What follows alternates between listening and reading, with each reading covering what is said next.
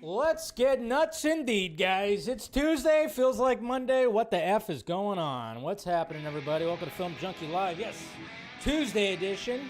Apologize yesterday. I'll talk about that in a little bit. Hit that like, thumbs up.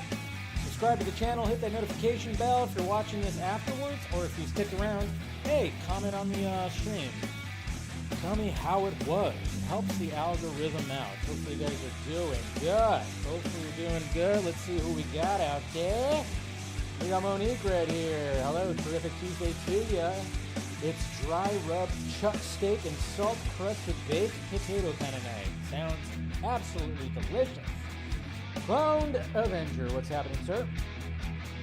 I'm down for Sklar's Batman. He's definitely bulked up for the role for months now. Also, NFL playoffs are nuts. I still got Bills versus Bears for the Super Bowl. Could be that. I'm rooting for the Bills. I'm rooting for my boy Josh Allen, even though he knocked up what's her name. Anyways, Johnny Dome, what's happening? This is a big win for Superman and James Gunn. Absolutely. Phil, yes, this guy again for Batman. Good to see you, Phil. We got Droga right here. Good to see you, buddy. Cool, what's happening, sir? And yes, channeling for being a little late. Sorry about that. Wasn't too bad, only like, 3-4 minutes? Usually a lot of dips, chicken wings, pigs, and blankets, that kind of stuff. Talking about like football watching food, sports watching food. What's going on, Taladia? Good to see you, my friend. We got Eric right here. Also good to see you. Oh, yeah, that's right. Scott Adams passed away today, the creator of Dilbert, of prostate cancer. Eesh, that's not a good way to go. Not a good way to go. So may he rest in peace. Black Mamba, what's happening? Good to see you. Okay, Puppy Ball. What's going on? Stephanie T is here. All right, good to see you guys. Like I said, subscribe, do all the things.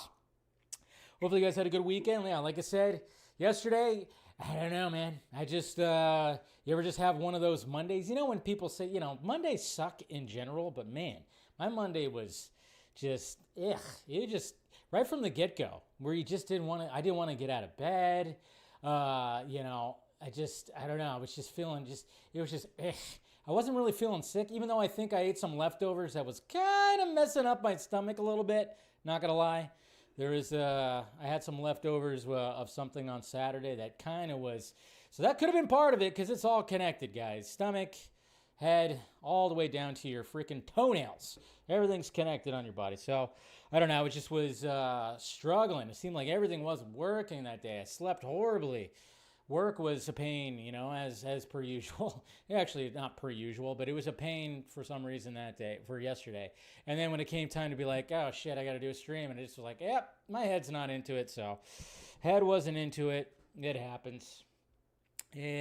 So, anyways, so there you go. That's why. So I'm glad you guys are here for this Tuesday edition. We'll still be doing, of course, the members only Wednesday Film Junkee Live. So that's always good. But yeah, hopefully you guys had a good weekend. Had a pretty decent weekend. Didn't really do much, but watch football playoffs. I mean, my God, those wild card games were crazy, except for the last two. But the Saturday games, the Packers and Bears game. I mean, the freaking Packers. Talk about an all-time choke. My God, such a choke. That was terrible, but the Niners game was good, of course. Go Niners. Who were they playing again? Shit, I'm trying to remember who they were playing.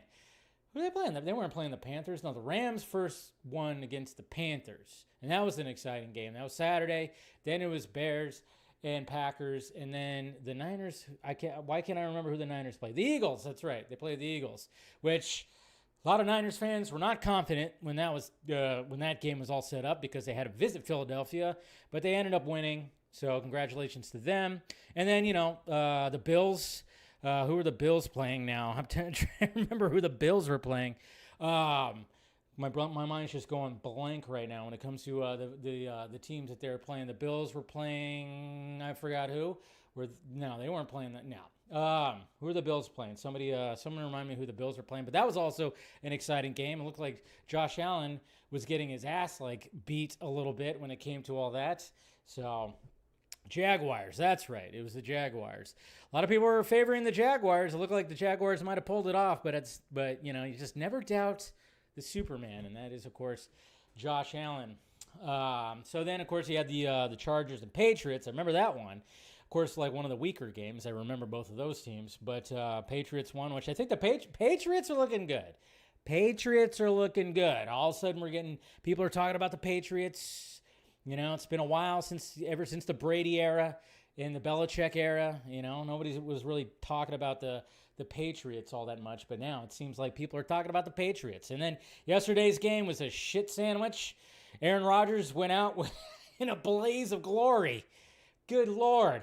But I mean blaze of glory, that means his possible last professional football pass was a pick six.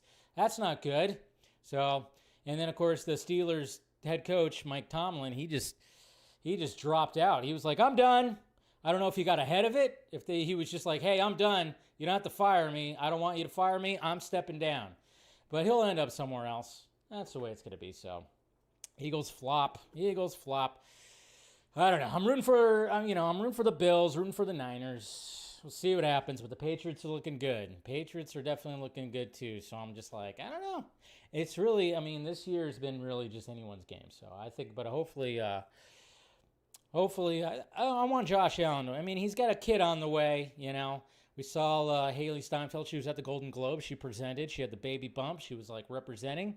So that was cool. She couldn't support her man at her game. Damn it. No, just kidding. But, she looked good. She was there with the Sinners group and everything. So, of course, we'll talk about Golden Globe winners. We'll talk about box office. We'll talk about this Avengers Doomsday trailers. We got the fourth one today, teaser. And then, of course, we have the Russo brothers doing some weird, hey, we're gonna stir up some things where people start coming up with theories and all this kind of weird stuff. So, and then of course we have a little bit of DCU news, not much because news is kind of slow right now. Anyways, all right, guys, let's get started.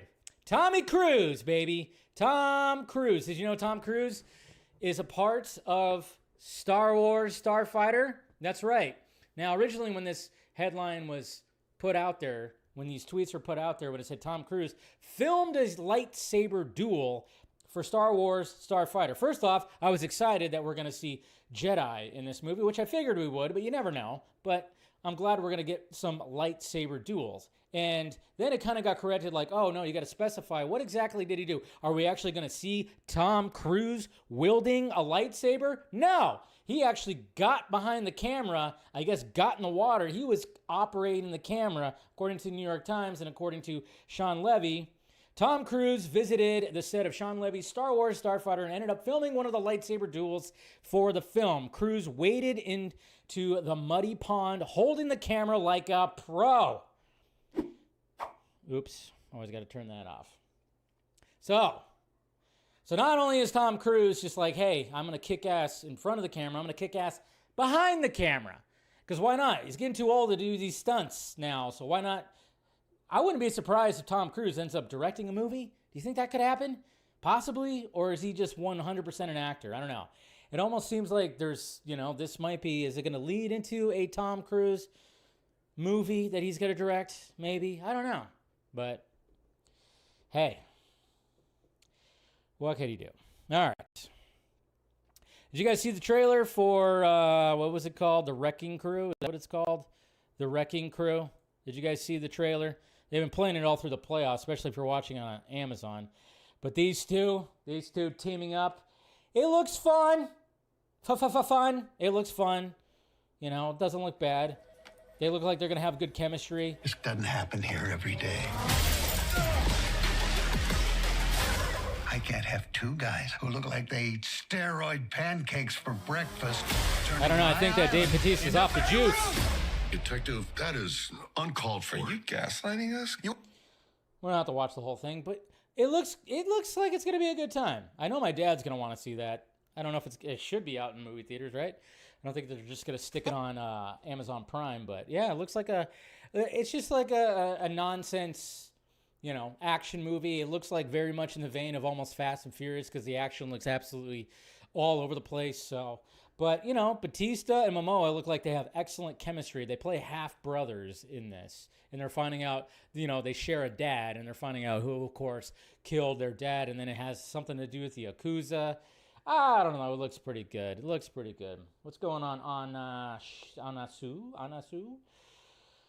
Yeah, there you go. Yeah, looks fun. Everybody's saying it looks fun. It looks fun. What can you say? It looks fun. It does. There's nothing, I know. I used to always make fun of the because everybody would describe, I always would make fun of critics. I'd always make fun of critics. You guys remember, if you guys have been here, if you guys have been with me for a long time, I used to always make fun of critics when they were talking about MCU movies because they always said fun, fun, the F word. I'd always say that. And it was just, it got annoying. That's all. It got annoying when it came to that. But hey, it's all good. It's all good. Hey, Zack Snyder, what has Zack Snyder been posting on his Instagram? That's right, we all are, most of us at least here are Zack Snyder fans. And we like to go through and see what he has been posting because he posts new things, he posts old things. Like I said, he is now at over 630,000 followers on Instagram. So if you're not following him yet, follow Zack Snyder because he posts some freaking awesome looking images. And of course, when it comes to the new movie that he filmed in Colombia, he keeps posting images of that. Like right here, we got Stuart Martin as Ethan Black. So now we got the character name. His name is Ethan Black. In our new film, The Last Photograph, shot in Bogota, Colombia, with our incredible Colombian crew. He praises the crew. He absolutely praises the crew. I cannot wait. I'm kind of wondering, when is the first trailer going to be cut? Who's going to distribute this movie? That's what I'm wondering. And then I love this. I don't know what it is about behind the scenes and directors doing the freaking directors, the hands, doing the hands thing. And obviously this is on Army of the Dead, so finding a shot, Army of the Dead. You just gotta love that. I always love seeing that behind the scenes of the director doing that. The artiste creating his art. Gotta love it. And then, oh my God, look at that! What? We got a Batfleck right here. Bruce Wayne on the run in a broken future, hunted by parademons, and you know who? A world lost. A last gamble. One chance to send Flash back and reset everything from Zack Snyder's Justice League, the nightmare timeline where hope is almost extinct. It's kind of funny because, I'm like, did you have Gemini or ChatGPT write this, Zack? From Zack Snyder's Justice League. He's referring himself into the first person. But hey, that's besides the point. There's the Nightmare Bat suit. And I remember when the Nightmare Bat suit, and I remember in the older days when it came to the crew of the Vodka Stream, I remember Stephen Colbert and we were kind of going back and forth on, is the Nightmare costume its own costume? That was always one thing that I was like, well, it's essentially just the BVS costume with a trench coat on and some goggles, right?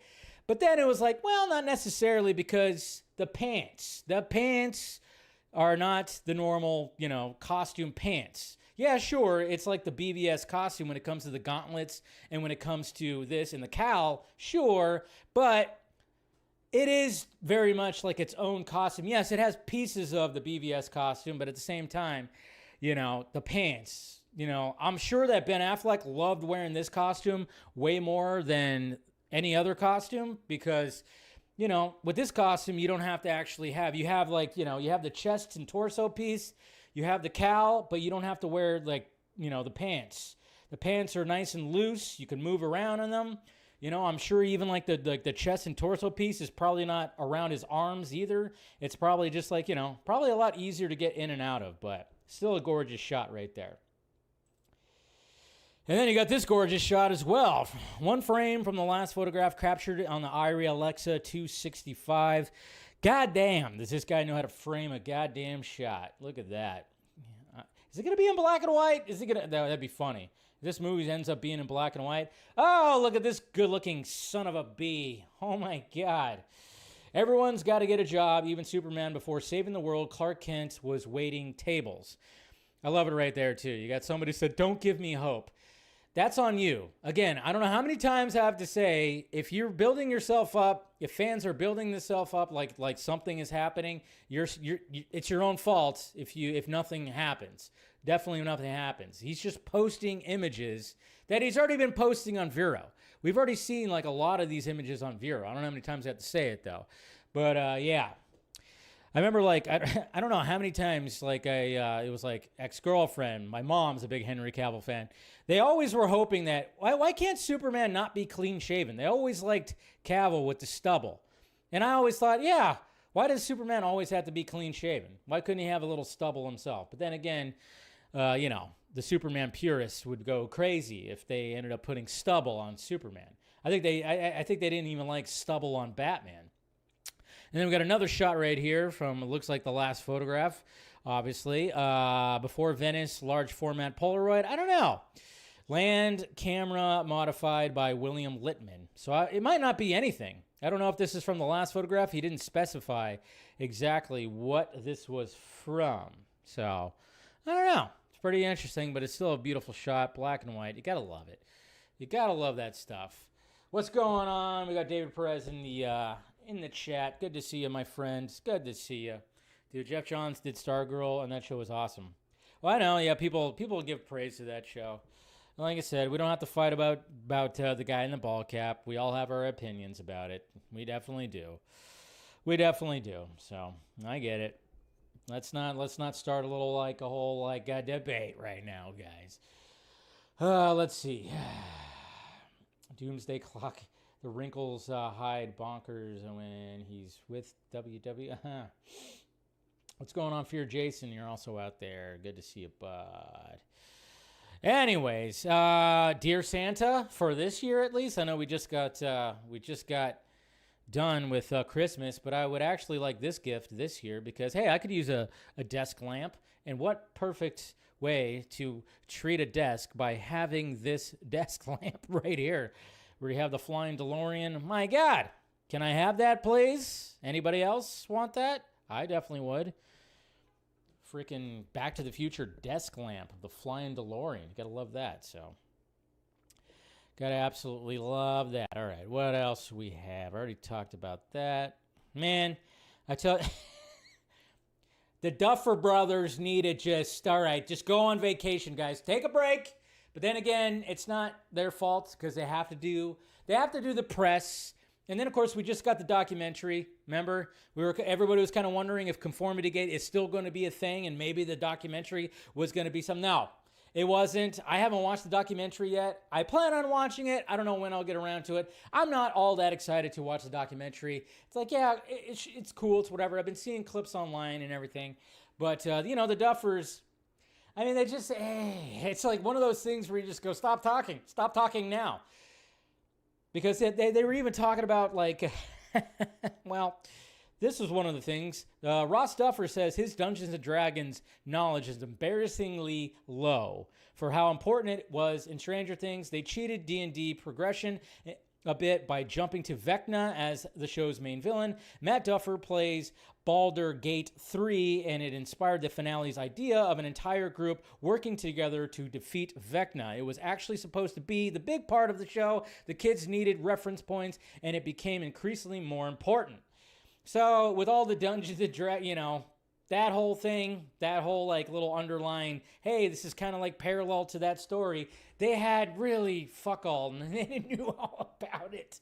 And it's just kind of going, oh, now you're just killing. I mean, you should admit, I don't know if you should admit stuff like that. I don't know. And then even in the documentary, they mention in the documentary, like there's somebody on set, and they literally put it in the documentary that they were filming a scene in episode 8, the finale, and they said that they hadn't even had the script completely written yet. Huh? What are we doing here, folks? What are you doing? You're going to put that in the documentary? Taking a page out of Marvel Studios' playbook? What are we doing? I'm like, why are you going to admit that? I don't know why you would admit that either, but hey. It just becomes apparent, and it's funny too because even the Duffer Brothers mention that there was a lot of pressure from Netflix, which duh, we knew there was going to be a lot of pressure. There's a lot of pressure altogether. You got a very hugely popular show, and people are anxiously awaiting this finale. And God, no, I mean, and they just, it's noticeable. It's noticeable with the finale. They cheesed up the fucking finale. They did. Now, they got some things right. Like I said, the epilogue still hit. I got choked up. But at the same time, when it came to the defeating Vecna, people are like, yeah, you kind of fucked that up. We're the Demogorgons. We're the Demobats. We're all the stuff, you know. And then, of course, they keep on, They even said, like, oh, yeah, there was like a whole idea that, you know, in the abyss, you know, that in between, they were going to have a bunch of Demogorgons like sitting right there. But then they said like, oh yeah, but people were suffering from demo fatigue. What? Demo fatigue? I mean, that's the main monster of Stranger Things. And it's like, now you know who's controlling them. Nobody's getting fatigued by the main monster of a popular show. I don't know what you're doing. I got a little fatigued when they kept doing the whole character explains the plan idea while the 80s synthesizer is playing. I got a little fatigued from that when it came to season 5 because it seemed like it was happening. Every other scene was just that. I don't mind those scenes because, you know, that was also part of the show, but it kind of was getting a little too much when it came to season 5. But hey,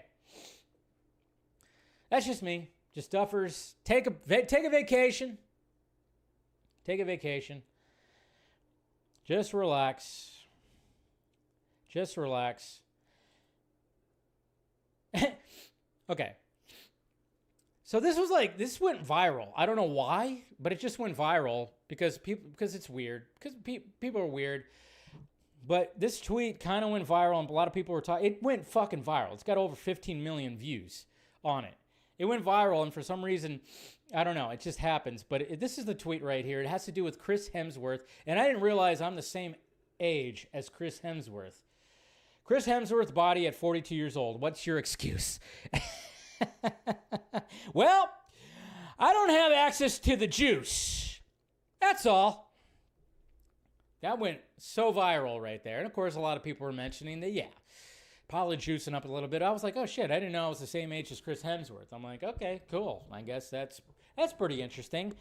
But at the same time, it was like, yeah, you know, let's face it. I mean, especially when you see him in Thor: Love and Thunder. Yeah, the dude, yeah. You tell me that's natural? Yeah, tell me that's natural? No, it is definitely not natural that is. Not to mention he's right after a workout, so he's extremely, extremely pumped right there too. So, yeah, that's all. If get me on the juice, then yeah. Then I'll definitely look like that. Just hook me up there, Chrissy Poo. Chrissy Poo. Yes, I'm in my 40s. The fact that you're saying that is a good sign that I don't look 40. That's good, right? Like I said, being half Mexican, it helps. Being half Mexican helps. Godzilla -0. We got an official little poster right here, and we got a release date. Boom, right there. Godzilla -0 from, of course, Takashi Yamazaki, which we all can't wait for. That's coming out November 6th of this year. So, boom. Good stuff. Of course, a lot of us are looking forward to that. I remember I got invited to the premiere of that. It was a small premiere. At a very small theater. There was a whole Q&A that happened afterwards. But yeah, it was kind of crazy. That was it was cool. I got invited to a premiere. Maybe I'll get invited to this premiere, and I'm sure the premiere will be bigger this time around. Who knows? But yeah, I got invited to the premiere. I got to see Takashi and the actors. They did the Q&A and everything. Of course, there was a translator, and it was funny too because I walked past Dave Filoni going to the bathroom. Dave Filoni, Star Wars. I walked past him. I remember I was just like, oh, it was Dave Filoni when I went to the bathroom. And then and then it's funny because, yeah, you don't know who's going to be at these premieres. And then as we're exiting the theater, I looked at Seth Green and I went, hey, what's up, man? And that guy's short. Yeah, I think we all know that. But it was just kind of funny because I was like, oh. And then we just kind of looked at each other and went, hey, what's up? And he was like, hey. And that was it. So I said, hey, what's up to Seth Green at that premiere as well. Pretty interesting. I don't get like starstruck. I'm not like a starstruck kind of person because I'm like, these are just real people. I don't really get starstruck. I just kind of go, oh, hey, what's up? You know? So, but yeah, a small little premiere, but hey, you know, walk past Dave Filoni. Yes, I met Chris Griffin. I should have said like, hey, can you do the voice, Chris? I can't do the Chris Griffin voice. But yeah, he's cool. He seemed cool. It was just funny because we were like walking out the aisle and I just looked over and we just looked at each other. I was like, hey, what's up, man? And he was like, hey, and that was it. That was it. I didn't want to be like, oh, fucking love your work, man. I love your work. I just want to be like one of those guys. That's all. I don't want to be one of those. No disrespect. Ooh. Cowboy hat, man. Yeah. And he was wearing a cowboy hat when he walked out of that bathroom, too. He was wearing a cowboy hat. Naturally. Because that's how you spot him. That's how I was like, hey, he was wearing a cowboy hat. I was like walking right into the bathroom. He was walking right out. And I was like, wait, I think that was Dave Filoni. So, yeah. I would have asked him to... but I'm not going to ask. Well, that was... Okay, but that was... Remember, mind you, like... Godzilla -1 came out 2 years ago? So this was like 2 years ago.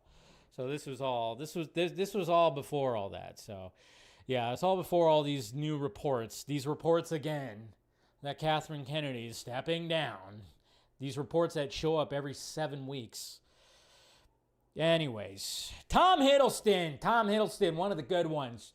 One of those guys where I would gladly hear him narrate a recipe. If I had, I would love to have Tom Hiddleston's voice as, when I'm, my Google Maps voice, my navigation voice. I would gladly have him. But we got Tom Hiddleston right here. And we're going to be looking at some polls later, too, that I've been running on YouTube that we'll look over. And one of the things that Tom Hiddleston was talking about when it came to Josh Horowitz, he was basically commending the GOAT because... the comic book genre where it is right now, there are certain movies in the late 90s to 2000s that really set the stage for where we're all right now when it comes to the comic book genre. No disrespect to Tobey Maguire or Andrew Garfield. We're all kind of here because of Tobey Maguire in a way. Yeah. Like, truly. That film was the beginning of where we are. So, I will never forget these words. Yep. With great power comes great responsibility. This is my gift, my curse. Who am I? I'm Spider-Man. Yep. Just giving some kind words for the GOAT. Now, some people, like I said, we'll look at the poll towards the end of the show. But, there was 3 significant movies. There was Blade, but not enough people knew who Blade was. They didn't know he was a comic book character. It was just like Wesley Snipes was still at the height of his powers. So they're just like, oh, it's a Wesley Snipes vampire movie. But then there was X-Men. And then there was Spider-Man. And X-Men kind of just I think Blade, to me, Blade laid down the foundation. X-Men solidified the foundation and started putting the pillars up. And then Spider-Man and Sam Raimi and all that stuff, just with all the web slinging and the VFX, just kind of built the house that is the comic book movie house, I tell you. So, okay, what else we got here? We don't need to talk about that. Oh, we could... oh, boy. Is this going to work? We could talk about this, I guess. Let me see. Let me get... okay. Grace Randolph. There it is. Didn't work right at the beginning, but good old Grace Randolph. So she got a little backlash this past weekend. That's right. Good old Gracie Poo. And it was kind of an interesting discourse because I posted something about it on Saturday. I was feeling a little frisky, not going to lie. I thought about ignoring it because I saw the grief that she was getting when it came to this certain subject, a certain situation that she kind of, well, she kind of did it to herself, I guess you could say. And I was like, you know what, I'm going to chime in on it. And then naturally, the next day, my tweets started like kind of seeing the rounds. Certain people who were, other creators and people in the movie world that is YouTube actually did like it, or and even retweeted it and whatever. But so basically what happened was, when it came to Grace Randolph, she posted her review on Rotten Tomatoes of Primate, the movie that just came out this past weekend. I didn't see it. I saw Greenland 2 instead. I didn't really feel like seeing Primate. It seems like, I wasn't rushing out to go see that, even though I've been hearing great things about it. And it actually has a pretty excellent Rotten Tomatoes score. People are really digging that movie, and people are flocking to it because, again, horror just keeps on bringing out the crowds. Not big crowds, but they don't need the big crowds because they have small budgets. So Gracie Poo decides that she's going to post her review on Rotten Tomatoes. And of course, they always would do the little blurb of that.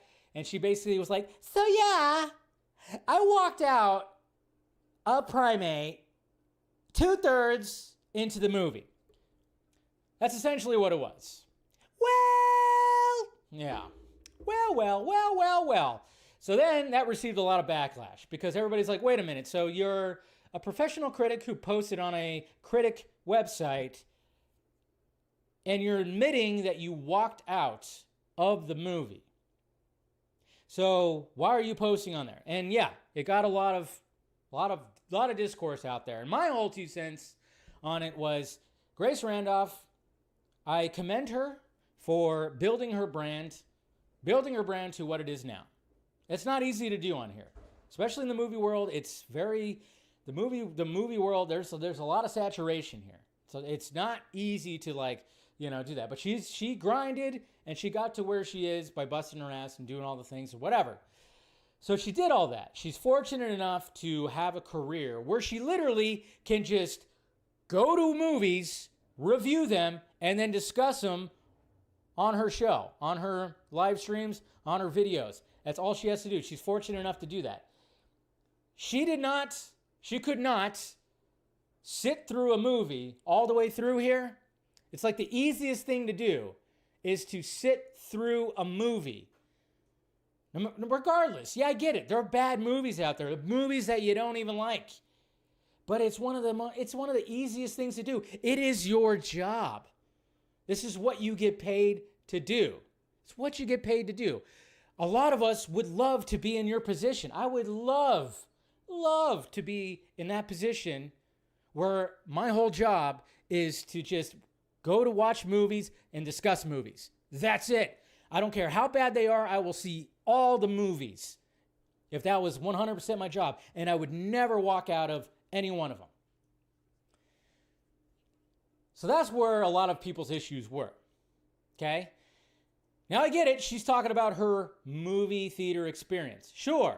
A lot of people were hitting me with that. There were some people that were pushing back on saying like she posted her movie theater experience and that's what it was. And then I had people say like, oh, well, you know what this, and I don't know if this is true because I don't watch her videos, but I'm assuming these are her fans that were in my mentions that were pushing back, and they said like, oh no, she didn't, she doesn't get paid to go see these. And I'm like, well, she gets like free screenings because she's a critic, because she's a voice. She gets free, that's what happens. You get hooked up and you get advanced screenings. But then somebody said like, oh no, she actually saw this with her dad. She said she was falling asleep and blah, blah, blah. I'm like, cool.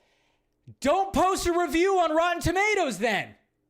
If you just went to go see this all willy-nilly, just like, oh yeah, I just saw it with my dad, but I was like tired and I was falling asleep and I didn't like the movie or blah, blah, blah, blah, blah, blah, blah.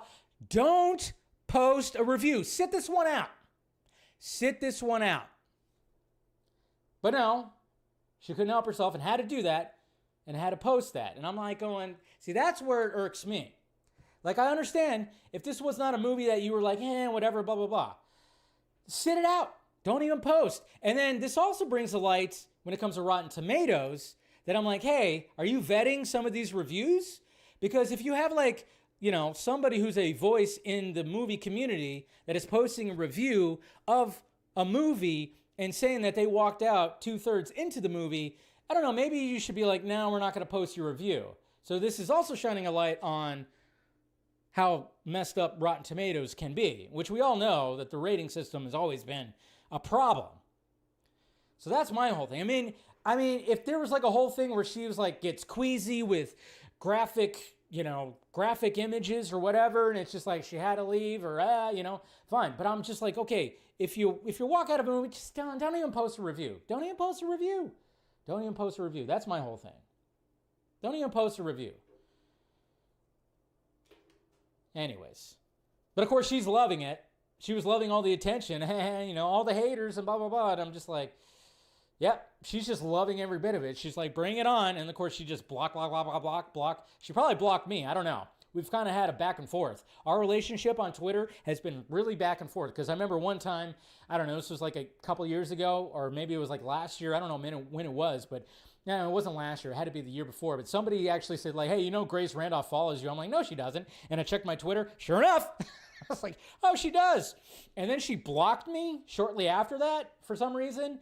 And then unblocked me. I followed her for a bit, and then I unfollowed her. I never blocked her. I don't know. We just have this whole back and forth. Gracie Poo, come on. It's fine. But I'm just saying, hey, if this was not going to be a serious review, just sit it out. Just sit it out, okay? You have a responsibility. That's the thing. It's like you have a responsibility. People look forward to your reviews, okay? People look forward to your reviews. And, sitting through a movie is like one of the easiest things to do. I'm just saying.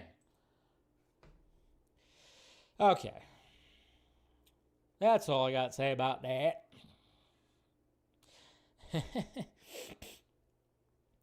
Okay, we're still waiting to hear if Sebastian Stan is, in fact, confirmed to play Harvey Dent in the Batman Part 2. And this was kind of funny right here because Inside Fandom posted this image right here of all the live action Harvey Dents. And, it's cool because, the character is very popular. I know I hate it when I see people like, oh, we're getting Harvey Dent again. Can't they do something new? It's like, shut the fuck up. Having Harvey Dent is like almost as pivotal as like having Commissioner Gordon in a Batman story. Okay. And I love it. I'm like, read a fucking comic book or read the comic books that Matt Reeves is referencing when it comes to the Batman. Obviously, he's heavily referencing The Long Halloween. Guess who's heavily in The Long Halloween? Harvey Dent. So shut up. It's like, no, does he need to be Two-Face? You know that Harvey Dent is pretty pivotal to this, what Bruce is doing. It's not just that he's Two-Face. Harvey Dent is very pivotal to Bruce's story. And that's what's so funny. When I see the people complain, I'm like, okay, you just know Harvey Dent as Two-Face. You don't know Harvey Dent as Harvey Dent. It's annoying. I'm like, shut up. Pick up a comic book every now and again, I guess. Huh? Anyways, they posted this image right here. Live action Harvey Dent Two-Face across DC projects. And I was like, cool. That's pretty sweet. But why the hell do you have to do the Photoshop on Billy D. Williams? What do we... It's like, why use that? He never turned into Harvey Dent. I mean, technically, these two are... Oh, I was just like, oh, yeah, cool. But I'm like, why the hell would you do that to Billy D? I mean, technically, if you read Batman 89, if you read the Batman 89 books, sure. But I'm like, what the hell? Oh, I left that drop going. It's her fault. I just thought that was funny. I'm like, you didn't, what are you doing here? I mean, yes. I mean, obviously, we have two. They have the dude that played Harvey Dent in Gotham and the dude who played Harvey Dent in Joker. Again, because Harvey Dent is very pivotal just to the story because it's not just him being Two-Face. We don't have them as Two-Face. But I'm like, why would you do that to Billy D? Why would you do that to Billy D? I mean, Lego Batman. Yeah, you're right. Billy D did use. Yeah, didn't he voice that? But I was like, you could have just had him as how he was in Batman 89. Come on. I don't know. I just thought that was funny. I'm like, what are you doing? Oh. We got more unused promo art. Well, this time more like poster art.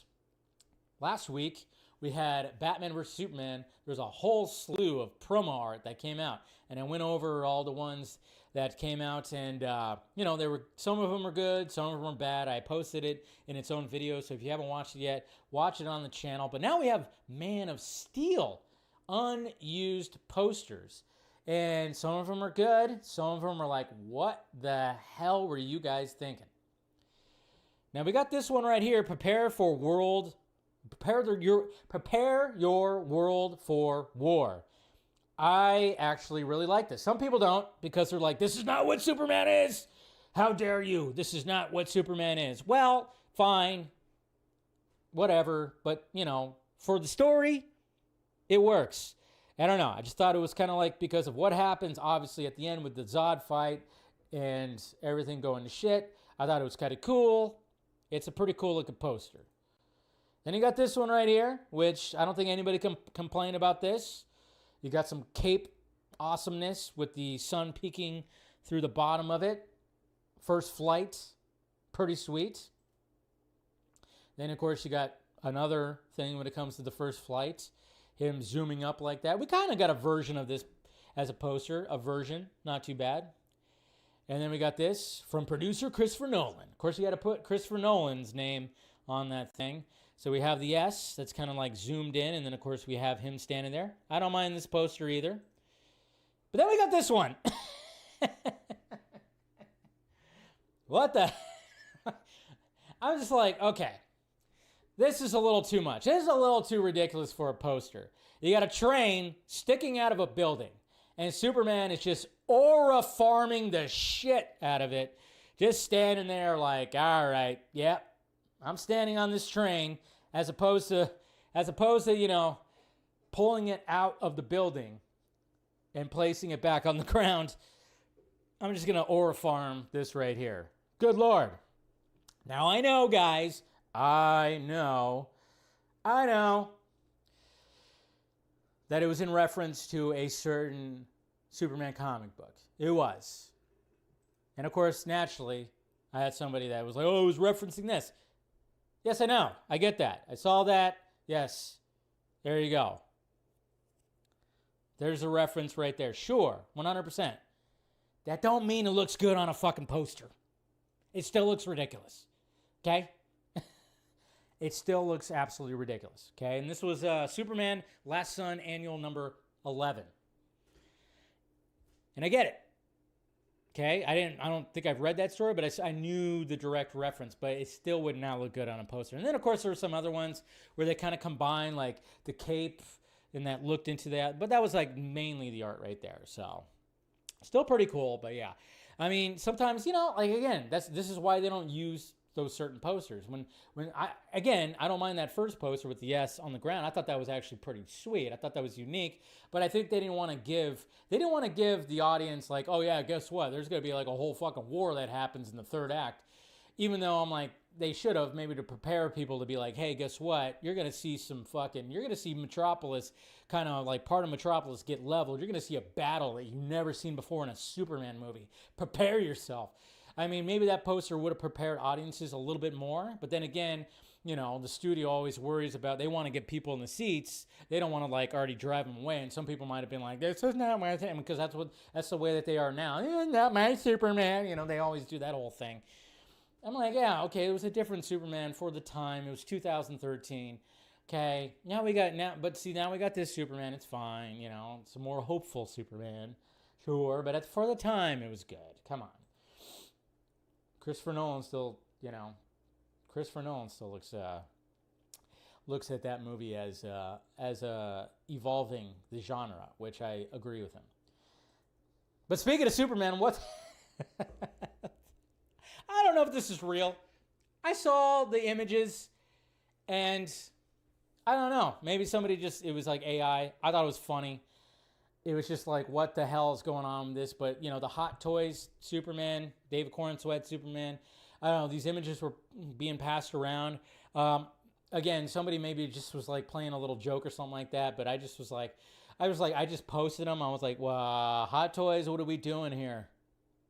There he is. Costume looks at him. What the hell is going on when the edible hits?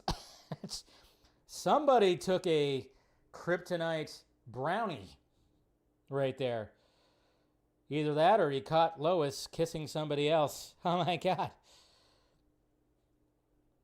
I just thought it was like, wait, is that like one of the faces? Because I know, because some of those you can actually change the face, right? You could change the head or something. I don't know. I'm like, that's a Superman that's seen some shit. He's seen some shit. That's right. I don't know. I don't know what he saw, but he saw some shit.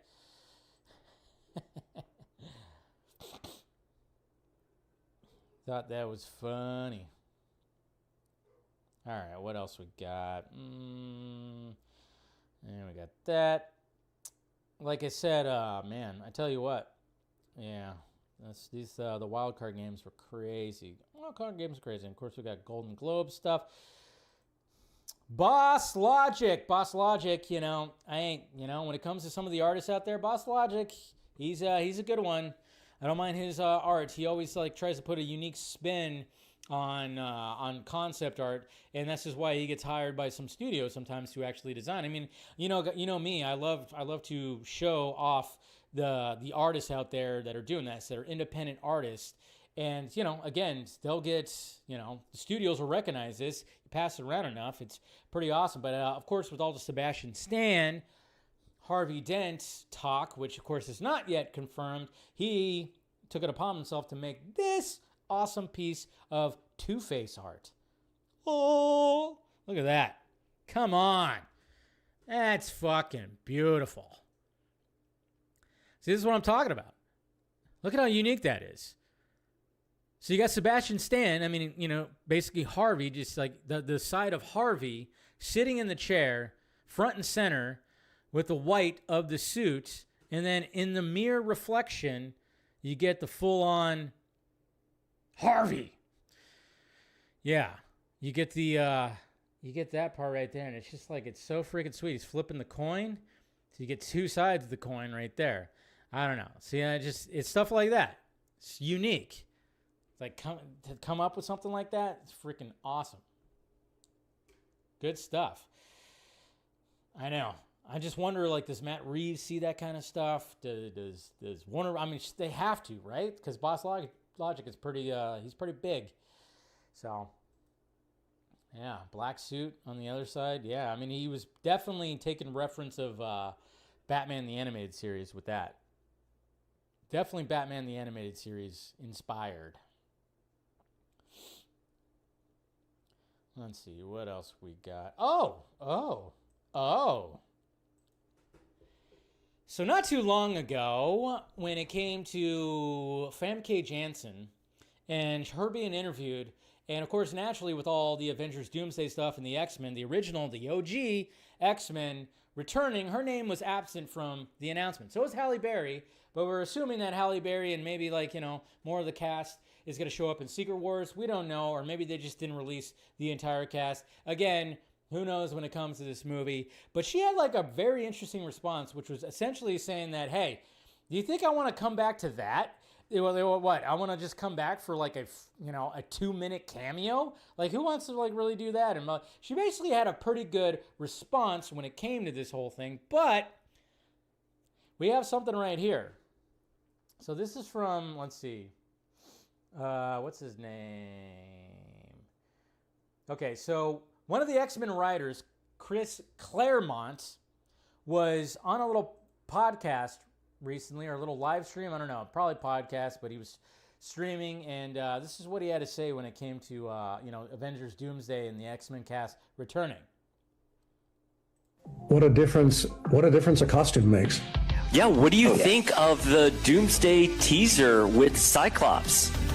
How to put this tactfully? Have you ever noticed that with almost all costumes that work in comic books, in real life, they don't register as brilliantly as they do in print? No. I mean, Jim's designs are gorgeous on the page.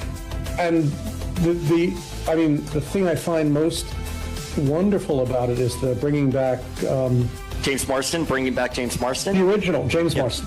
No, they're bringing back the original cast, including Famke. What? And yes, El Hombre out there, he said, like, no, he's an 80s X-Men writer. Sorry. Not a movie. Not the movie. So does he know something? Did he just give away that, oh yeah, she is 100%? She probably is. She had the best deflection of that question out of all the actors. Better than Andrew Garfield. Better than any of them. Because she was just like, why would I do that? And it was like, oh man, she's throwing shade. She's throwing shade. I remember when I talked about it, I was like, oh man, she's throwing some shade at this. She was like, I'm not about this Avengers bullshit. But she actually did a good job, so I don't know. We're going to see Jean Grey. Possibly. I mean, yeah, we're definitely going to see Storm. We're going to see Halle Berry. Are you kidding me? We're definitely going to see that. Let's see. Make sure I talk about that. And we'll talk about that. Yeah, I think we're... Okay, I think it might be it when it comes to the tweets. Yeah, I think that's going to be... Oh, no. One last thing. Marty Supreme ended up being one of my favorite movies of 2025. I put it at number 3. It's a really good movie. I was very impressed by it. The pacing, the chaos, the tone, the aesthetic, and Timothée Chalamet really impressed me. Like, I was never really on board when it came to the Timothée Chalamet train so much. You know, I thought he was a decent actor, you know, Dune and everything. But after watching this, I was like, oh, okay, cool.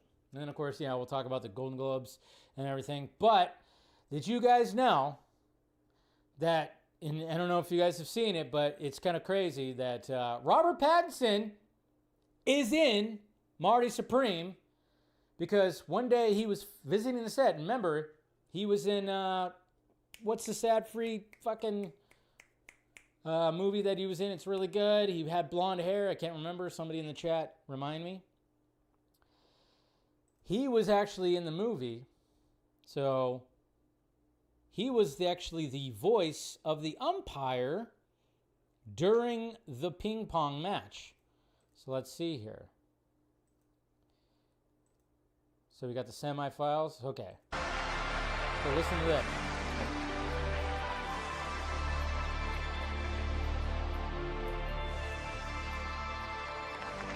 I'm telling you, the synthesizer in the time period is 1953. It somehow fucking worked in this movie. I don't know how it did, but it did.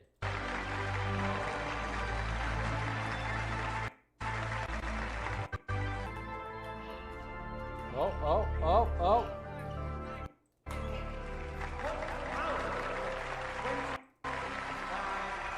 That's actually his voice right there.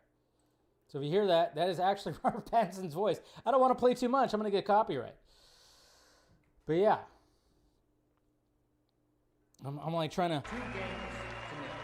Yeah, that's Robert... That is Robert Pattinson's voice right there. I was like, what? Oh, man. What is that? What is that movie that... the Robert Pattinson movie that he was in? God damn it. Come on, guys. You're supposed to help me out here. Pattinson. Let's see. What was that movie? Ooh, of course, it's not going to show it right away. Good Time. That's what it is. Good Time. That movie. He was with Josh Sadfree, or both the Sadfree brothers. Not Twilight. No, Good Time. Good Time. Which is another movie that is all like chaos and just kind of like just absolutely crazy. But there you go. So that was just revealed today that, yeah, Robert Pattinson was that. So, all right, guys. That is the tweets right there. Caught up with the tweets. We got a grant. I know. I got this, like, again, the stalker guy. He was actually in my mentions. He actually has my profile picture slightly changed. I don't know who this individual is, but yeah, what can you do, I guess, right? Flattering, I guess. Not much DCU news when it comes to today. I mean, obviously, we're all just still awaiting. We're still awaiting, like, when it comes to Harvey Dent and everything. And, obviously, I showed that Boss Logic image of Sebastian Stan as Harvey Dent. That actually wasn't the only one. There was another version that he made, too, that also looked awesome as well. And that's this right there, heads or tails. So there's another image of Sebastian Stan as Two-Face. And it's going to be kind of interesting because it's like, what would Matt Reeves' Two-Face, what would it actually look like right there? I don't know. Who knows? But that's part of it, right? That's another look at that. I think the other poster was better, but that one's also pretty good too, I will say. Of course, there's more rumors. There's more rumors about Wonder Woman actress. And then, of course, we're going to be talking about Batman. The reason why we're going to be talking about Batman is for one in particular reason, but we'll get to that. Industrial Light and Magic, they released their Superman reel, showing the Superman visual effects. I don't know about you, but why does this... Is it me, or do the visual effects and everything look better than it actually looked in the movie? I don't mean, I'm not trying to shit on it or anything like that, but I don't know why, but I'm like, this little reel right here, the Superman flight looked really, I was like, wow, that looks, why does that look so much better? Maybe because at first when we saw it, it was so jarring, it was a little jarring, but yeah, of course they do the little reel, which is always nice to see. I always love seeing these reel videos where they just show all the different things and all the different frames and how they did it and all the layering. It's always nice to see that kind of stuff. That little pivotal scene. See, they layered up like that and how they do all that. It's pretty cool. Goes through a bunch of different renderings. And then, of course, this shot right here. So that's how they did this shot right there. So they just had him on a platform and backlit behind, and then of course the fight at the stadium with the engineer and everything. So yeah, you see that little reel right there, not too shabby. It's always cool to see how the sausage is made when it comes to VFX. Let's see what else we got. Superman won Best Action or Sci-Fi Feature at the Astra Film Awards. Hey! It won something. Look at that. I mean, we're in award season, and there's awards shows, awards ceremonies that nobody fucking knows about. But hey, you got right there. And then happy anniversary to Guy Gardner, which was 2 days ago. James Gunn posted this. Happy anniversary to the best worst Green Lantern, Guy Gardner, who made his first appearance in Green Lantern number 59, written by John Broome, with pencils by Gil Kane and ink by Seed Green, brought to life in full color by Nathan Fillion. Recently in Superman, you can see him next in Lanterns. Good way to promote Lanterns right there. Haven't seen it.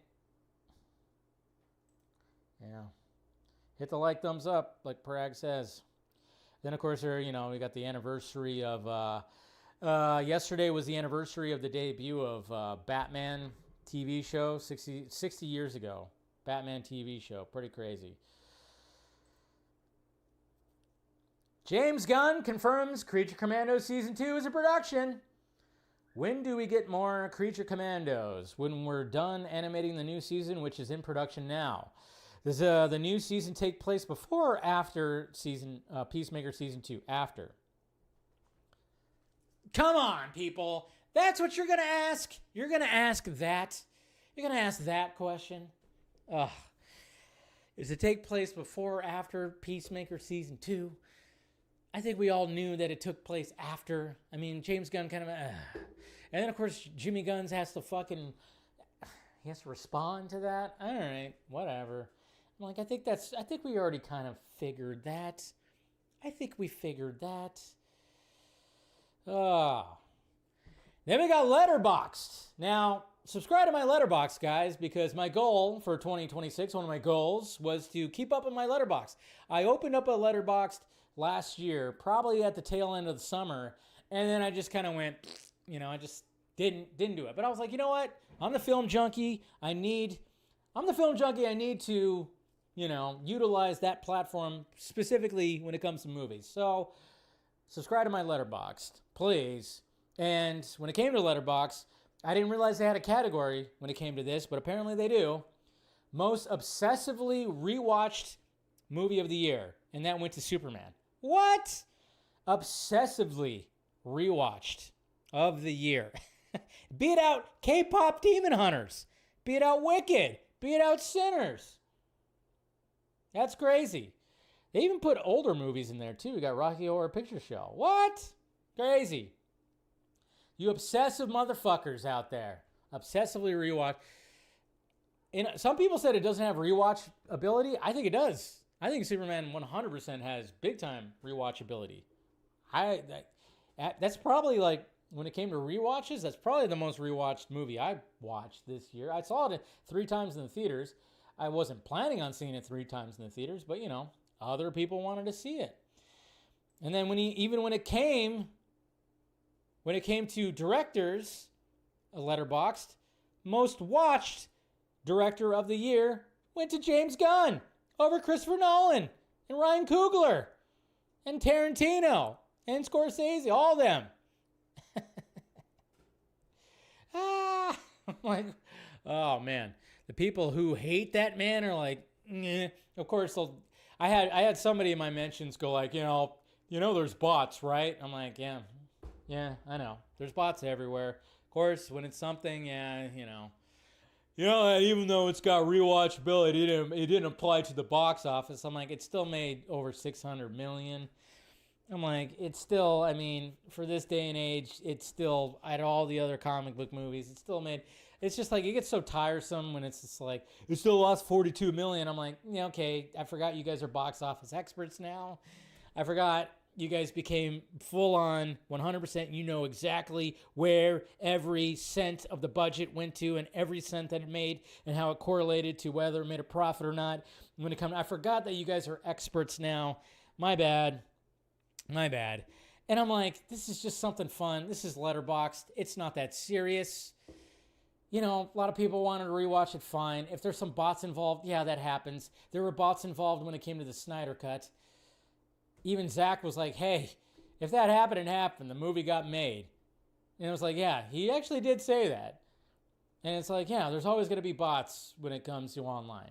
A lot of bots. But at the same time, it's like, hey, just let the people who like the movie have fun. Can we do that? Can we do that? But, yeah, what could he do? That's just the way it is.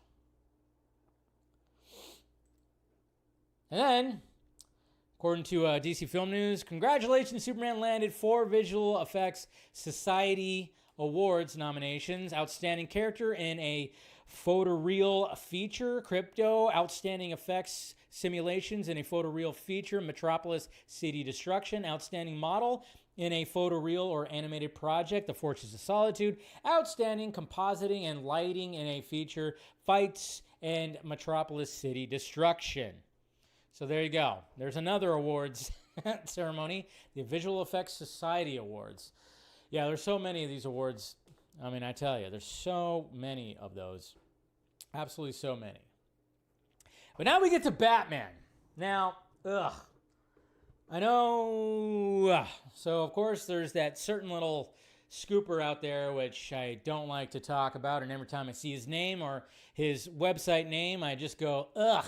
I literally just get queasy. I just go, ugh. My stomach just goes, You guys know what I'm talking about. We're talking about the Ian Snyder. We're talking about Jeff Snyder.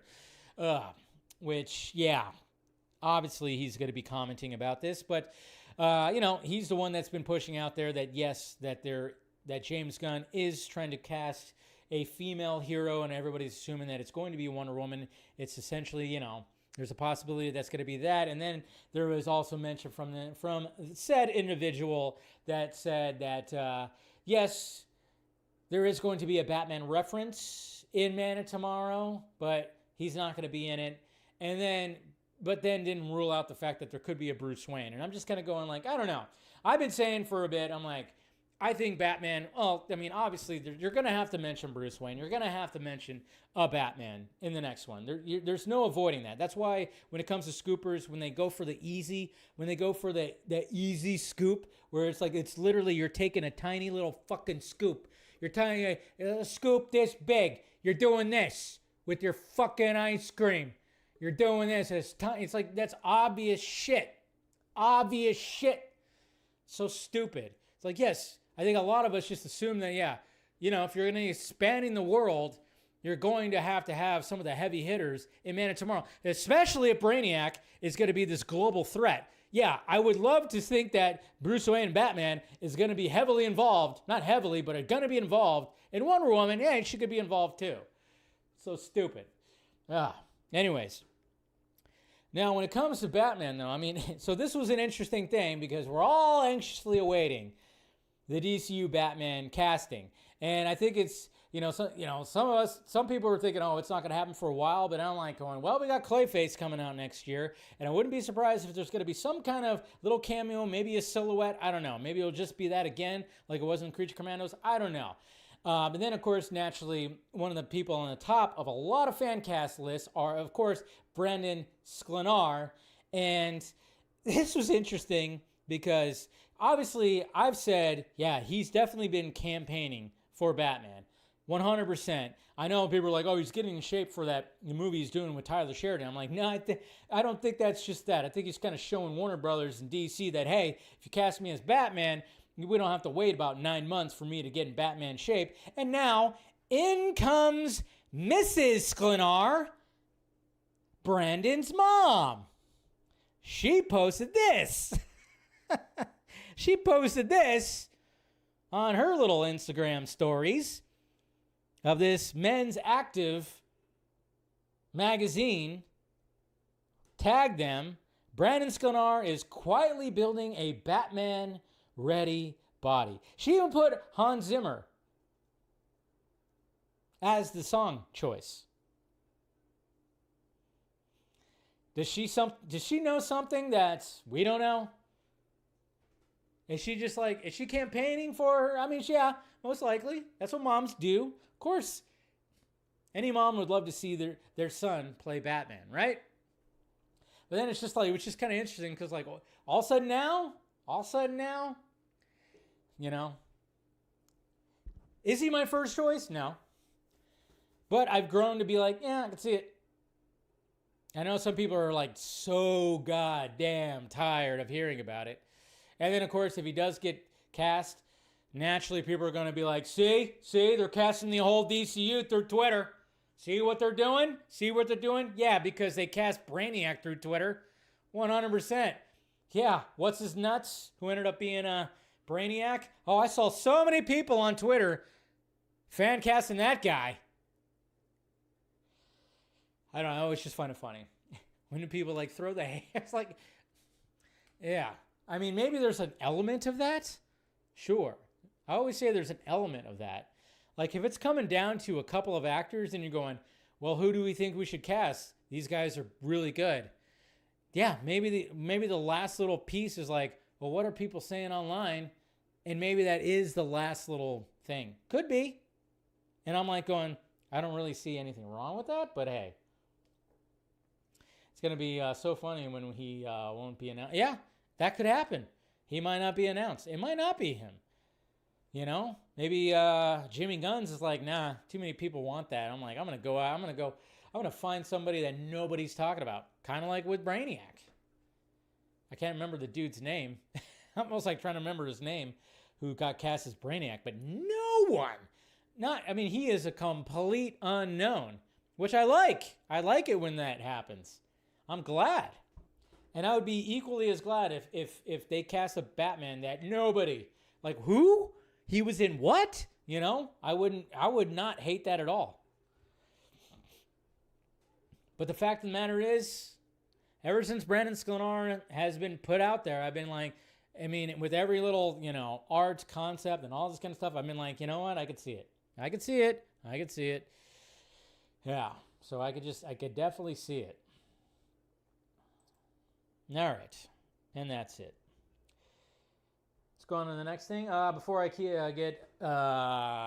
go on to the next subject, I did want to mention if you guys subscribe to the Patreon, some of the people who are in the higher tiers, I like to represent some of the people who are helping out the channel, helping out the pirate ship. So every week, I like to announce somebody who is the executive producer of the live streams of the week.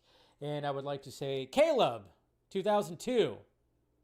Caleb, I think, Caleb, you've actually been on one of the Saturday vodka streams where I've invited on patrons and members and stuff. So Caleb, you are the executive producer of tonight's stream, as well as you'll be the executive producer for the rest of the streams this week. So thank you, sir, for supporting the channel, and I know you'll do a good job as executive producer this week. So, all right.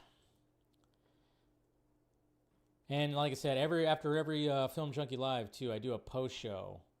Right after.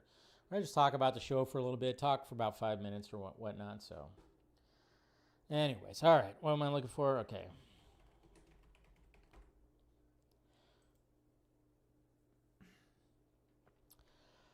Where are we at here? Of course. You know what? God, Twitter's got to get better. Twitter should be better. All right. It's not going to get better. Avengers Doomsday. We got the fourth teaser. And I'm sure you guys saw it. I totally forgot. Anybody else forget?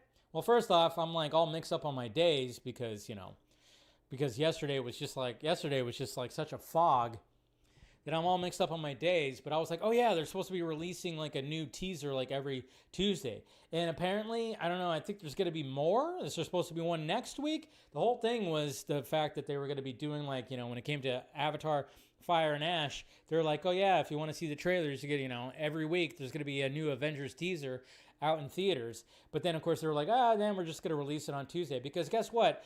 Fire and Ash didn't need help from the Avengers teasers. That already has crossed $1 billion.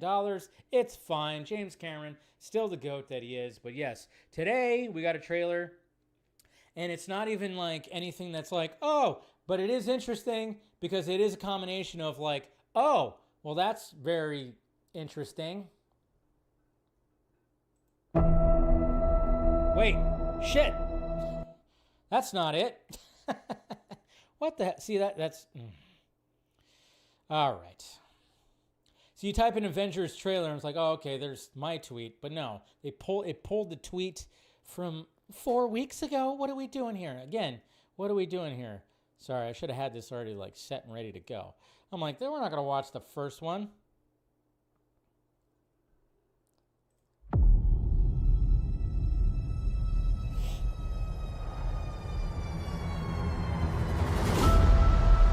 There she is. I've lost everyone that matters to me.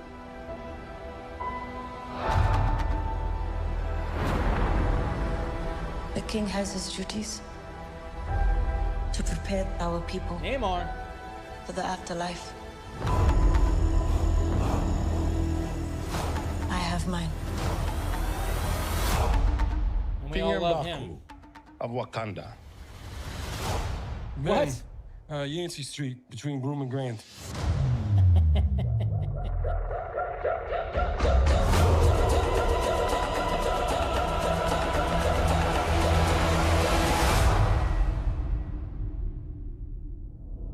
Baku.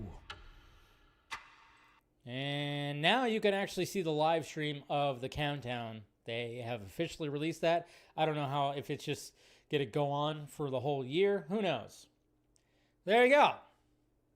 And some people might be like, all right, probably the weakest one because, the Steve Rogers one was like, oh my God, he's back. The Thor one, oh my God, Thor is now taken seriously. And then, of course, the X-Men one blew everybody's balls off. And then now we got this one, and people are like, okay. But then we got the Russo brothers right here. They decided to, hey, we're gonna add a little chocolate syrup to this treat. Some syrup. Yeah. We don't think it's rich enough. We don't think it's rich enough for you guys. What you've been watching for the last 4 weeks are not teasers or trailers. They are stories. They are clues. Pay attention. Doomsday has begun. The fuck?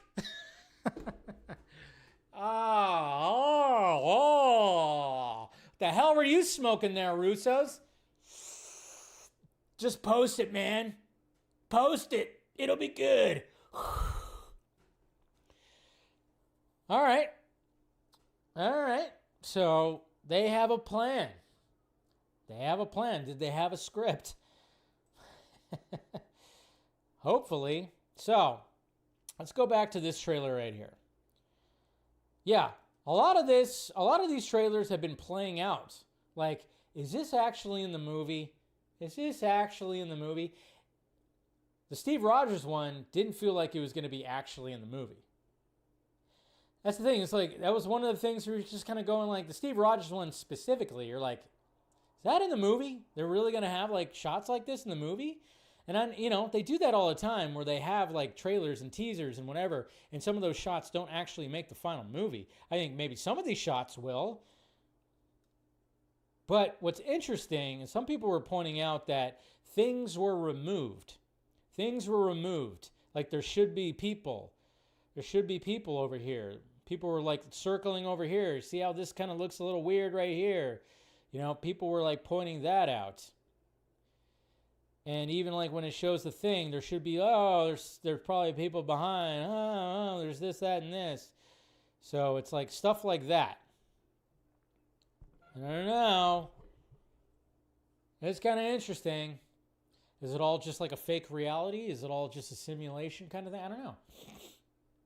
It's very strange. But I saw somebody even tweeted like, oh yeah, somebody told me who was actually supposed to be in these shots. And oh my God, who knows if that's true? But I saw something like that. I don't know. It's just kind of it's kind of interesting that they posted that. I'm like, what's the secret message? They're not actually teasers. Again, they are stories. They are clues, which is good. I commend them because now they're gonna get everybody to be like, what the fuck does that mean? And now everybody's scrambling like, well, maybe they mean this, maybe they mean that.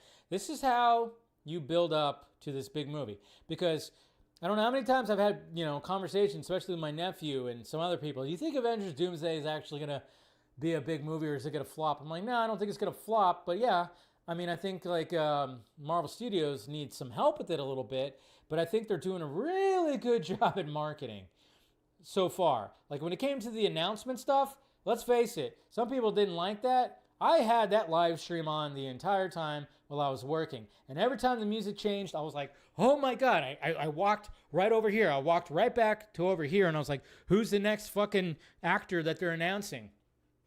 And that was fun. And then now they're rolling out these little teasers. And I'm like going, okay, how many of these are they going to have? I wouldn't be surprised if they have fucking 10 of these damn things.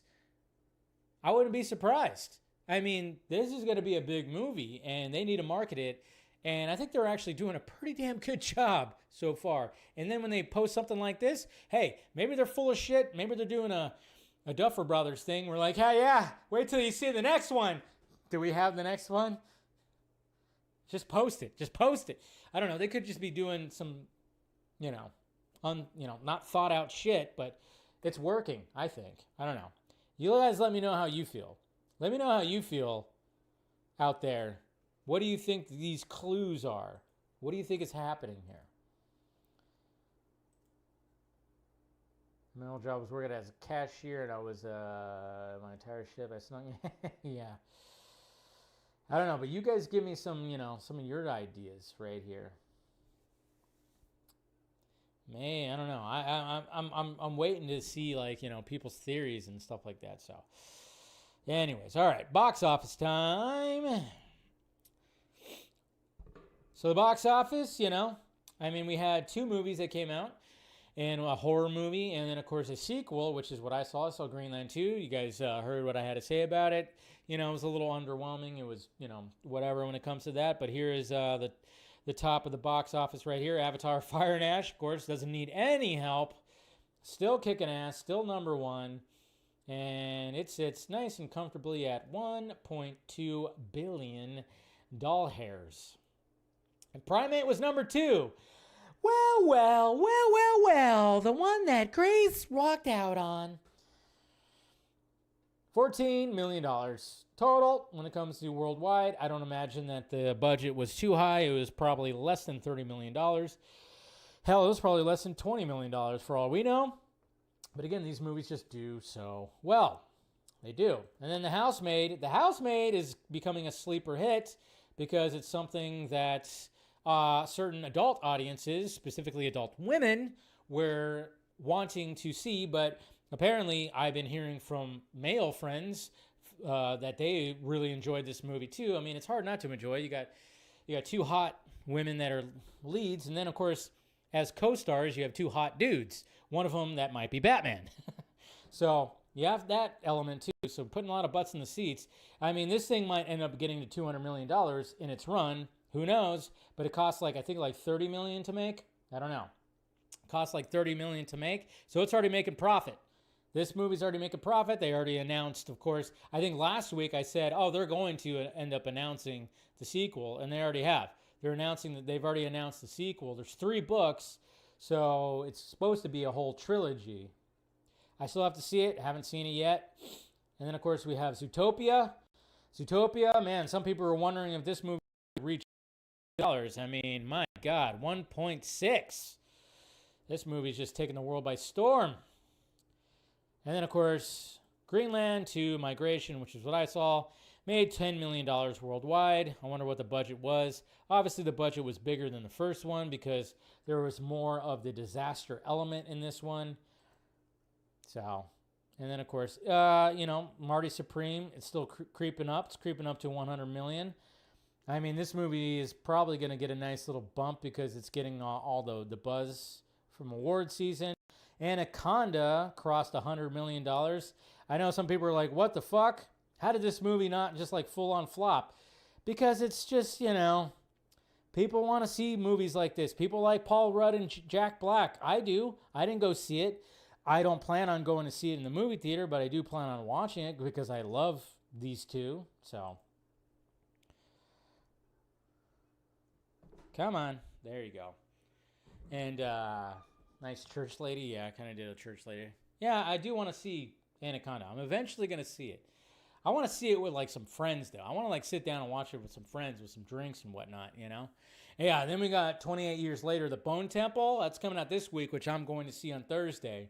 Definitely seeing that Thursday. And I'm very much looking forward to that because people are raving. It's at a 97% right now on Rotten Tomatoes. It's already certified fresh. People are saying it's better than the 28 years later that came out a few months ago, which I really enjoyed too.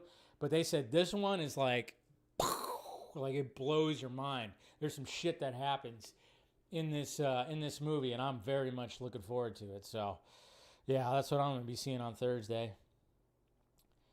But yeah, the reviews got released today, so that was cool to see. All right, we got the Golden Globes. Oh yeah, Marvel did Nina DaCosta dirty because apparently she killed it when it came to the Bone Temple. And I'm like, yeah, you could see the talent, but you work for a big studio. She also kind of blew the lid on the fact that there's going to be some Marvels in Doomsday. Maybe, I don't know. Anyways, the Golden Globes. Who watched the Golden Globes on Sunday? It was kind of funny because I went to Mom and Film Junkie's house. And, usually when it comes to awards and stuff like that, award shows, she likes to watch those. But, of course, naturally, there was the football games. Of course, my stupid browser just decides to lock up right now. My browser kind of locked up right now, so I can't just pull it up. But anyways, I watched it. And Nikki Glaser, of course, was hosting it. I like Nikki Glaser. I think she's great. I've been following her comedy for a while. She's not too bad to look at. And yeah, she does not hesitate. She does not hesitate to go after the celebrities. She does not hesitate. Yeah, my stupid freaking browser just locked up. It's time to pull that trigger. It's time to pull that trigger. I'm gonna have to be getting a new computer this year. That's what's gonna be on the things of this year. A new computer is definitely gonna be happening this year. I'm tired of like, you know, this computer is showing its age. Oh, come on, you freaking dummy. Come on. Yeah, it won't even load up the page anymore. Hopefully the stream's doing well. But yeah, of course all right. Yeah, the page completely crashed. All right, well, that's fun. Jesus Christ. All right. Reload again. There we go. Jesus Christ. My God. All right. But it was a good show. It was a good show. It was a good, like I said, we were going back and forth between the playoff game and that. So, I thought it was really dumb, though. One of the stupid things that I did not like about the Golden Globes was they during commercial, they revealed, what's his name? For Sinners. Sinners won Best Score, right? Didn't Sinners win Best Score? I believe. What's his name? Score, not like the... I'm looking through the list here. Did Sinners win Best Score? Motion picture, cinematic... Yes, Sinners won Best Score. The original song, of course, was K-pop. Score, yeah, there you go. Ludwig Göransson. During commercial break, they were like, oh yeah, we already gave the best score. Like, really? Because Sinners, got nominated for a lot, but that's what it really only won. And they ignored that. But yeah, we got to see Best Podcast. That's right, guys. We got to see the Best Podcast winner, which, of course, went to Good Hang with Amy Poehler, which that podcast started, what, a year ago? Wow. So crazy. So crazy.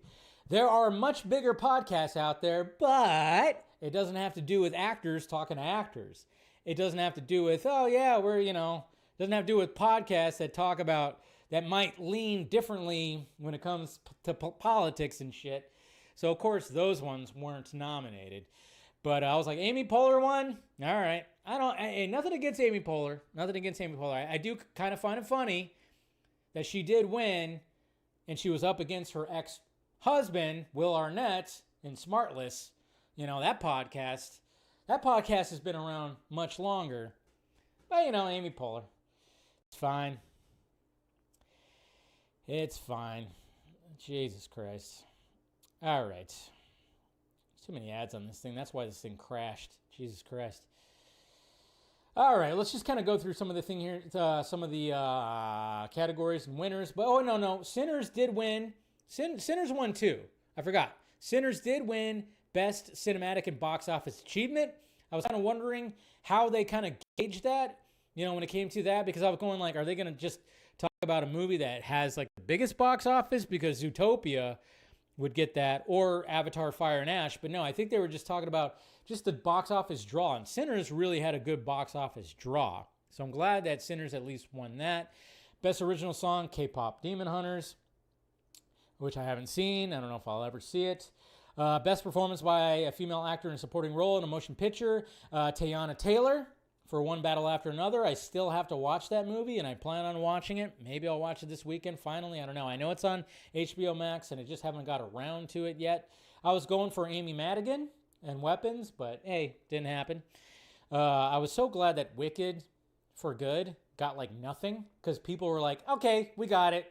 We were sick of you after last year. We got sick of Wicked after last year. This one wasn't that good. I didn't see the Wicked movies, but that's what I was kind of gauging.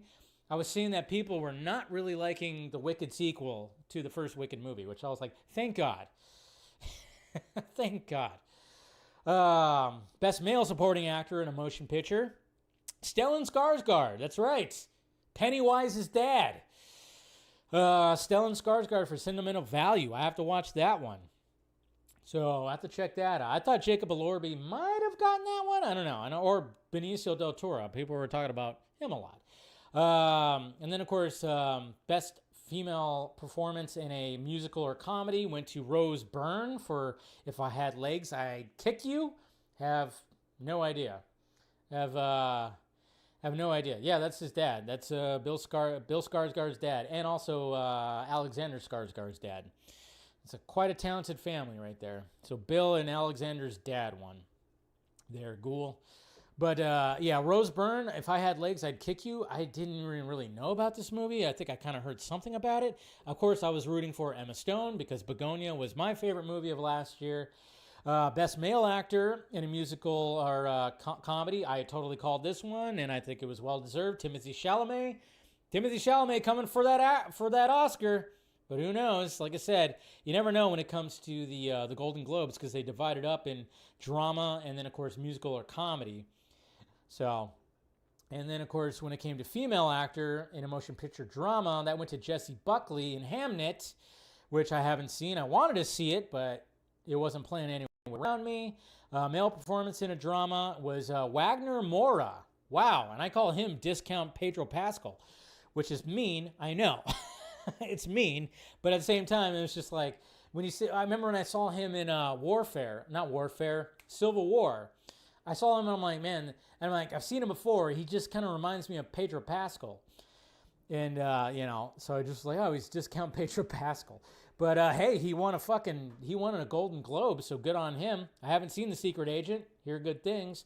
So going to have to check that out. Best screenplay motion picture was Paul Thomas Anderson for One Battle After Another. And then, of course, best director, Paul Thomas Anderson. Best picture animated, shocker, K-pop Demon Hunters. Best motion picture, non-English language, The Secret Agent, which, we just talked about that. Best motion picture, musical or comedy, was One Battle After Another. And then, of course, when it came to drama, it went to Hamnet. So it seems like Hamnet's going to be that one to beat. I did love the fact that Wanda Sykes went up there to present the best stand-up comedy. And, of course, she wanted to, she kind of like talked shit on Bill Maher a little bit. And then, of course, Ricky Gervais, who wasn't there.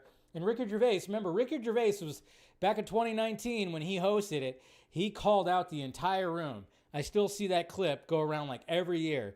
When him calling out the entire room, Ricky Gervais. Now, Ricky Gervais wasn't there, but he won Best Stand-Up Comedy.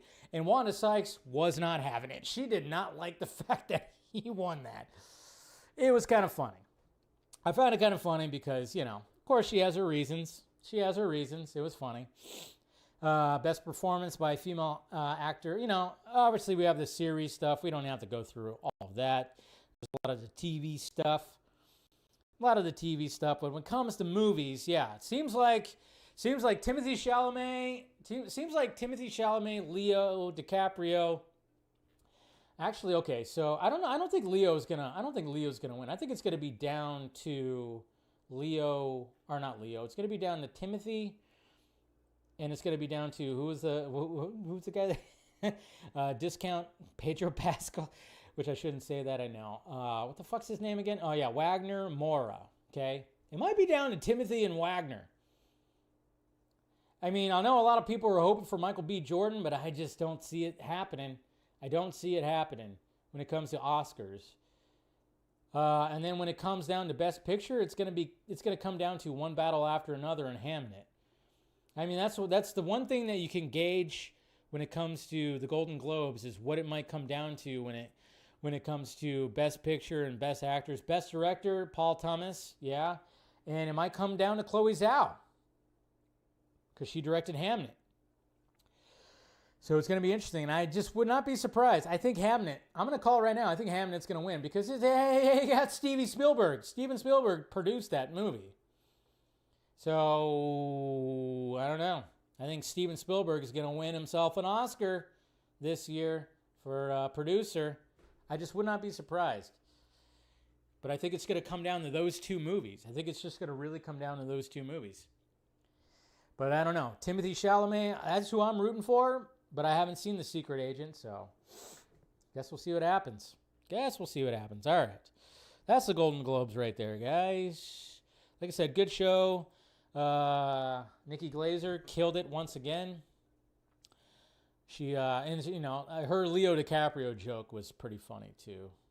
And I love the fact at the end she was wearing a Spinal Tap hat, you know, and she said, "Hey, it all went, you know, the ceremony went to 11 Eastern time." So obviously, you know, paying respects to the late great Rob Reiner. So that was pretty sweet.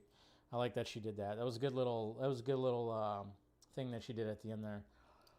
But yeah, she had one good joke where it was like, "Oh, ooh, ah, ee." All right, let's look at some polls. I'm going to pull out my polls. And pull out some polls here. All right. So I've been running some polls, you know, trying to be doing that, trying to get more interactive when it comes to the community part of YouTube. Now, naturally today, I, of course, after the 4th Avengers Doomsday trailer, teaser, whatever, story, I guess. Yeah, when it comes to that, people were just way more excited for the X-Men one, naturally. So 3.4 thousand votes. People are all about, it's so funny because Thor is second. I would have thought Steve Rogers would have been a closer second, to be honest. But yeah, pretty crazy. And then this was right here. We got a pretty hefty one right here, 11,000 votes.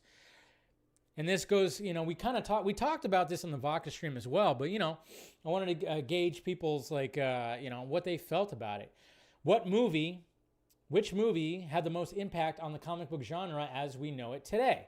And Blade came out in 1998, then 2 years later, X-Men came out, then 2 years later, Spider-Man came out. And those ones really, like I said, Blade laid the foundation, X-Men, you know, solidified the foundation and started building the pillars. And then Spider-Man just really started building the base, started building that first story. And a lot of people agree with that. 68%. But look at that. 18% when it comes to Blade. I love that. So, pretty sweet. And, of course, some posts. And then right here, Sebastian Stan's stylist posted 2 images of Stan as Two-Face. Do you think this confirms him as Harvey Dent in the Batman 2, or is it to throw us off? A lot of people are like, yeah, he's Harvey Dent. And then 12% said, you know, they don't think he's Harvey Dent. And then 19% said, I'm not sure. And then, of course, I did some Stranger Things, and that's, you know, nothing too crazy. Anyways. So there's some polls right there that I ran recently that I figured we'd look at. Those. All right. Now let's check out some questions, and we'll go ahead and wrap up today's stream.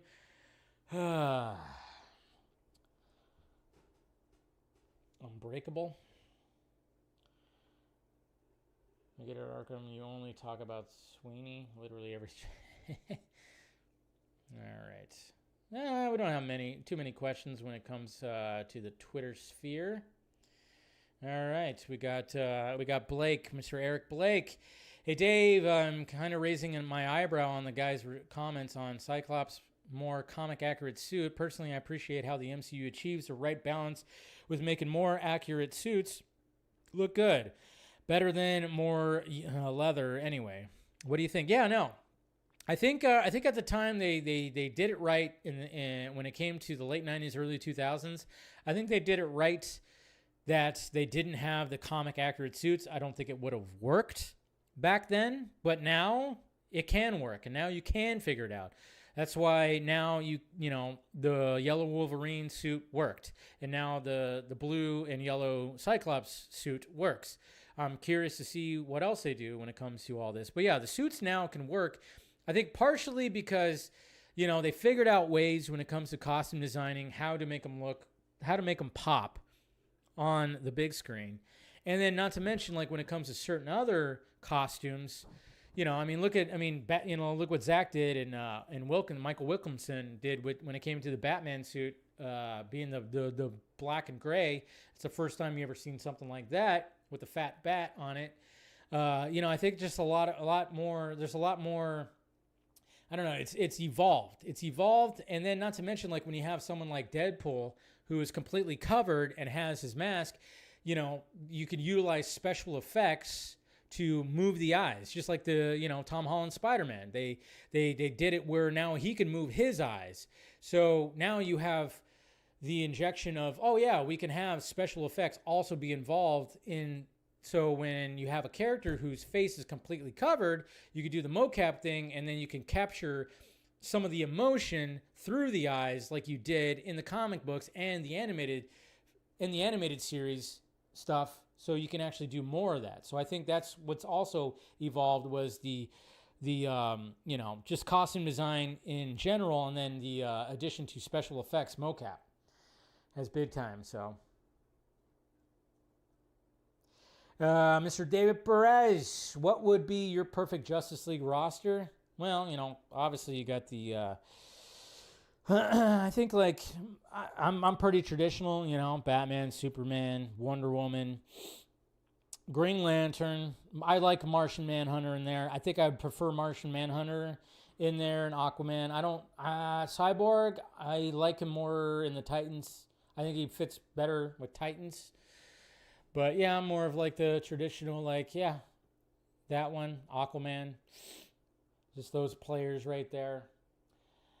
Yeah, I don't even I think I'm just more of like a traditionalist when it comes to that. But I would actually not have Cyborg. I'd have Cyborg to be with Titans. But I like Martian Manhunter being a part of that roster though. I do like that.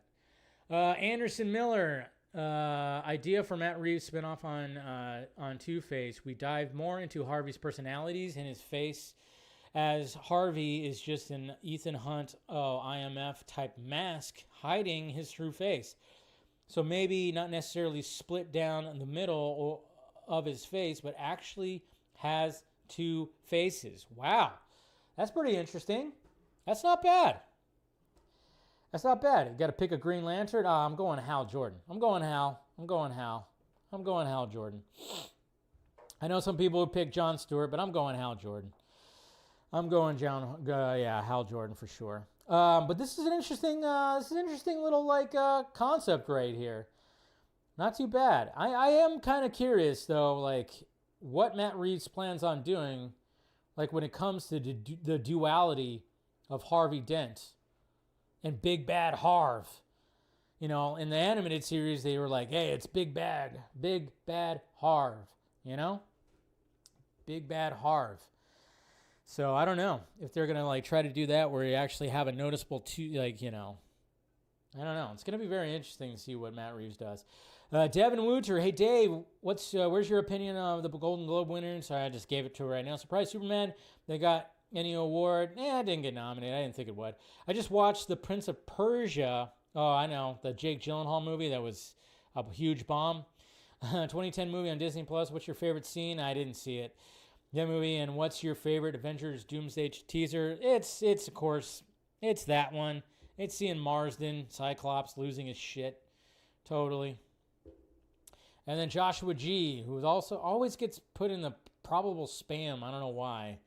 Nobel Prize winner physicist Roger Penrose says the Big Bang was not the beginning of the universe, rather it was the end of the previous one. Okay, that's something to think about when you're trying to go to sleep at night. Yeah, that makes sense. I mean, when it comes to the Big Bang, it's first off, it's always been called the Big Bang Theory. And it's okay, so what was before the Big Bang? It was just nothing. There was just nothing. But then but our brains can't see that. We can't visualize nothing. You just see blackness. But blackness is something. It's not nothing. Blackness is something. I mean, but at the same time, it's, we live in a simulation, guys. Let's just face it. There's some old man with a white beard sitting in a chair with a bunch of monitors, like the engineer in the Matrix. That's what it is. We just live in a simulation. We just kind of just redo it over and over again. That's my theory. We just live, that's why we have deja vu. We just relive our lives over and over again, and hopefully we improve. We just keep on going, and then we have deja vus because we're like, wait, have I done this before? Yes, you have. You've done it many times. Wouldn't that be crazy? There is that theory out there, but jeez. Wake up, Neo. wake up. But like I said, I mean, but it's just funny because if you know that, oh yeah, well, if I die, I just start over again. It's like playing a video game. Then it's like, oh, we shouldn't fear death. But then again, we still don't know because then our brain gets erased. But then we have little flare-ups, and that's what deja vus are. Oh, yeah, the deja vu, because I have done this before. Oh, that's weird. And then you have dreams of weird shit. I don't know. Yeah, of course, death freaks us out. Death freaks us out, but you know, my whole thing is like, I think we just start over again?